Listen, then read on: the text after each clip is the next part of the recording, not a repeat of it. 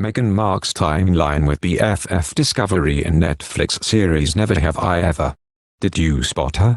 Eagle-eyed Netflix viewers may have spotted a royal friend on their screens on Thursday. Yes. That was Meghan's best friend Janina Gavankar in Never Have I Ever, which just dropped its fourth and final season.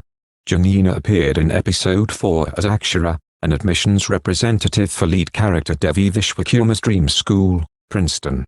But in classic Devi fashion, the first meeting goes terribly when the high school senior tries to bond over them both being Indian, and cuts the line of a fellow student waiting to speak to the rep. Later, Devi fixes her mistakes with Akshara. But the rep already has her eyes on another student for their early admissions program, and it may not be Devi. Janina has been close friends with Meghan for more than 20 years and has spoken out in her defense in the past. Following the controversial 2021 Oprah interview when Meghan alleged that there were concerns raised by other royals about how dark their baby's skin might be before son Archie was born, Janina responded to Buckingham Palace's statement, which in part read, "Recollections may vary. You know, after reading this short statement that came out from Buckingham Palace today, I thought two things," she told Philip Schofield and Holly Willoughby on British Morning Show this morning. "At one side, I thought, I'm so thankful that they are finally acknowledging the experience, but on the other side, I know that the family and staff were well aware of the extent of it and, though their recollections may vary, ours don't because we lived through it with them. And there are many emails and texts to support that." "Have you spoken to her about coming on this show today?" Philip asked. "Oh yes, absolutely. I talk to them all the time. We watched the special together actually," Janina said. The pair met in the early 2000s when they were both starting out as actresses, and have remained close. Janina attended the royal wedding in 2018. Janina also took the picture that featured on Harry and Meghan's 2019 Christmas card, and posted it on Instagram writing, "So proud to have taken the Christmas photo for one of my best friends and her family. Here's the original that was sent out." She also hit back at accusations that the picture had been photoshopped to focus more on Meghan, writing, "And to the Mail, I see your campaign against my friend continues. Nice Photoshop of my non-photoshopped image. Now may we all get back to the spirit of Christmas and not the spirit of maliciousness." It was their first family Christmas photo with baby Archie, taken when he was 7 months old. The picture is believed to have been taken in their former home Frogmore Cottage in Windsor, and it shows Archie taking center stage as he gazes adorably into the camera on his hands and knees.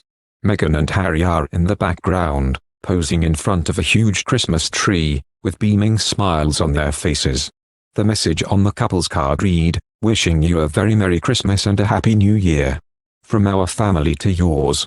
The Duke of Sussex has left the UK and has returned to his Montecito home and be reunited with wives Meghan and children. Prince Harry has now left the UK following his appearance in court as part of the Mirror Group newspaper's phone hacking trial. The Duke has landed back in the US to be reunited with his wife Meghan, and their two children Prince Archie and Princess Lilibet, who have remained at their Montecito home while he has been away.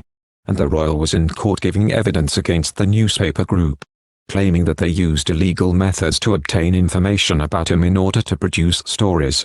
Talking about growing up in the royal family and in the public eye, Harry said, "As a child, every single one of these articles played an important and destructive role in my growing up." He also added, "I now realize that my acute paranoia of being constantly under surveillance was not misplaced after all." After talking about payments made to private investigators used to gather information on him, the Duke claims that the press were partly to blame for the breakdown in his relationship with ex-Chelsea Davy. Ultimately, these factors led her to make the decision that a royal life was not for her, which was incredibly upsetting for me at the time, he revealed. After cross-examination, his own barrister Mr. Sherburn asked Harry, "Finally, Prince Harry, you have been in that witness box for over a day and a half. You have had to go through these articles and answer questions knowing this is a very public courtroom, and the world's media are watching. How has that made you feel?" Harry paused, looked emotional and eventually answered, "It's a lot." And the royal also said, "For my whole life the press has misled me and covered up the wrongdoing. for me to be sitting here in court knowing the defense has the evidence in front of them. And Mr. Green suggesting I'm speculating, I'm not entirely sure what to say. The Duke was allowed to step down from the dock after a total of around 8 hours of questioning across 2 days.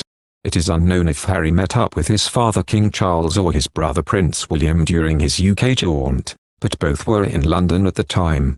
He could have also used the opportunity to meet the royal family's newest arrival, Princess Eugenie's newborn son Ernest. Thank you for watching.